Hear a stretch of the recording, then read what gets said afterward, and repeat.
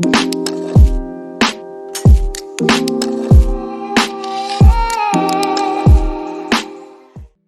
and welcome back to the channel, everyone. I hope that you all are well and you're having a nice time. I am back with another video, and in this one I'm going to be running you through my team selection for FPL Game Week 27.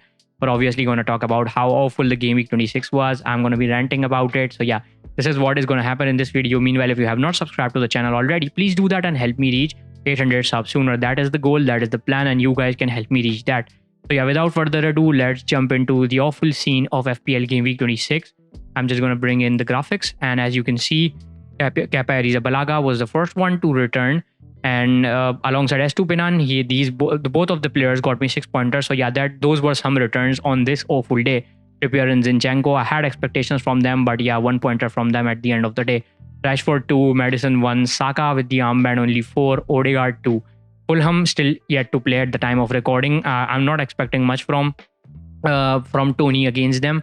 But yeah, to be honest, I'll just pray that Tony scores and gets me some of those points. But he's highly owned, so I don't think that there would be a much difference in the rank. So hopefully a couple goals would do some magic for me. But as of now, the game week is done and dusted, and I've had a huge blow on the rank.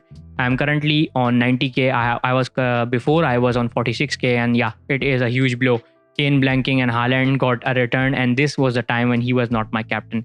So yeah, this is how the Game Week 26 went. I think it was awful for most of us, but to be honest, at this stage, we're gonna, it is time to man up and look ahead and look what is missing in your team and what you need what are the assets that you need for the game weeks ahead. So that must be included in the planning that you're gonna do for the upcoming game week. So yeah, let's now just talk about Game Week 27, and I'm gonna tell you what my plans are.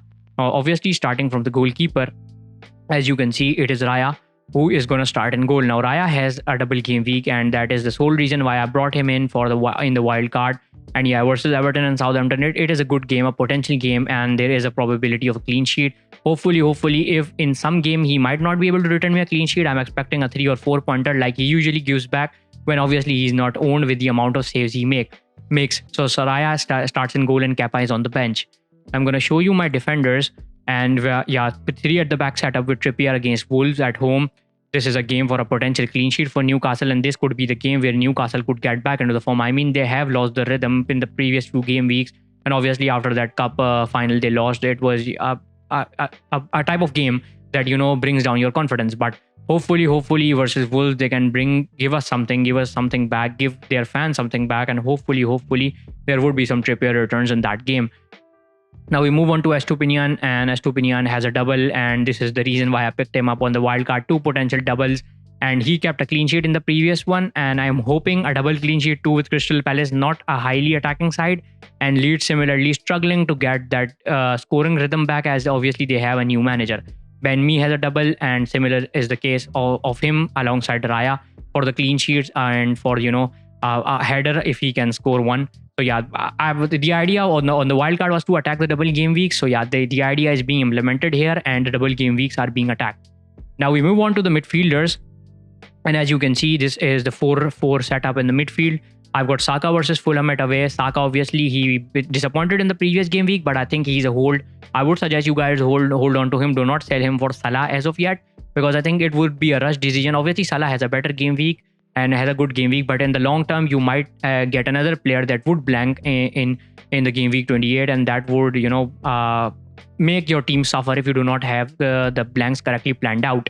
Now we move on to Rashford, who was disappointing too, but I think he's still a hold. I won't suggest any rush transfers, but yeah, if this is the part where United gets a dip in form, I think we might sell Rashford in the upcoming game weeks, because there are so many good options in the midfield you can actually target. But as of now, hold Rashford and see how he plays versus Southampton. Mitoma has a double, and I have actually started Madison over Zinchenko and Odegaard, who are benched. I think that at Chelsea, and obviously this is a fixture at home, Madison was the main man for Leicester against Southampton. He was doing everything in that game. Just the scoring points weren't there. The score was nil because the forwards kept missing chances. Obviously, he did get into a couple of good positions, but yeah, he's the kind of an unselfish player who makes chances for others.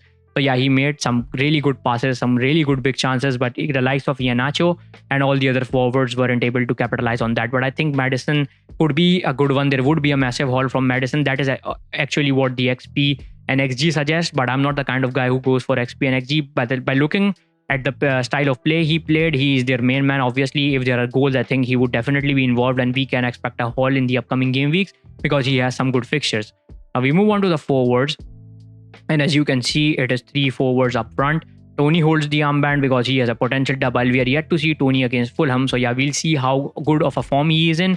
But yeah, Tony is going to stay in. Obviously, I brought him in the wild card, and the reason was to attack the doubles. They have some doubles coming up too in the upcoming game week. So yeah, Everton and Southampton, good fixtures. Both of them are the sides who are defensively weaker. Then we move on to Haaland. He stays in. I'm not going to take Haaland out. I will still play him. And versus Crystal Palace, not an easy fixture. Crystal Palace at their home are a very tough defensive side, but it's City, and we'll see. Now, Harry Kane has been the disappointing one in the previous game week. If he would have scored 1 goal, I think it would have been a huge boost for most of us because a lot of people sold Kane.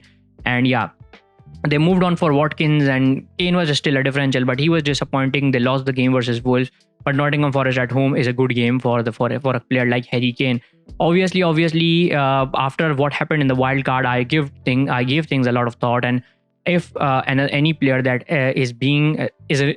if I'm going to remove a player from my side, that would be Harry Kane for Mohamed Salah in the upcoming game weeks. But I'd only do that after the blank. I would suggest no rush transfers as of now. I would suggest that you look at the strategy that you made, make changes in that, but do not make rush transfers like -4 or -8 or -12 just to accommodate the Liverpool players as they have a blank coming up. So yeah, I have the free transfer. I'm going to roll it. I'm not going to use my transfer for any of the Liverpool assets. I'm still going to check things out. I'm going to plan with a proper plan in mind, with a clear mind, because obviously at this stage we're still grieving game week 26 because it was such an awful game week. So yeah, the potential options that I might look at in the upcoming game weeks would obviously be Gakpo. It could be Darwin Nunez. It could be Mohamed Salah from Liverpool. And apart from that, you can look at selling Harry Kane for Watkins, who can be a good option. With the amount of doubles. And specifically if you are looking at the defense, I think Mings and Cash could be 2 differentials who are getting those clean sheets in some of the games we do not expect from them, but we know Unai Emery plays a defensive style game, and yeah, you might expect clean sheets from them in the upcoming game weeks. So yeah, this is currently what the plans are.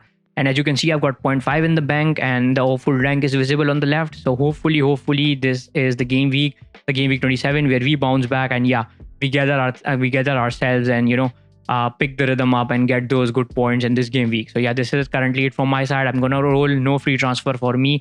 Obviously, I will upload a wildcard video, a short, a 60-second wildcard, where you can quickly look at all the picks that I suggest would be good one. Obviously, I would be guarding treasures. I would be guarding others for a treasure that I cannot possess at this current stage. But obviously, that would be the plan. I'm going to release a short in a couple of days. So yeah, hopefully see you tomorrow for the live stream of the UCL Fantasy. This is currently it for this video. Thank you all for watching, and please do subscribe.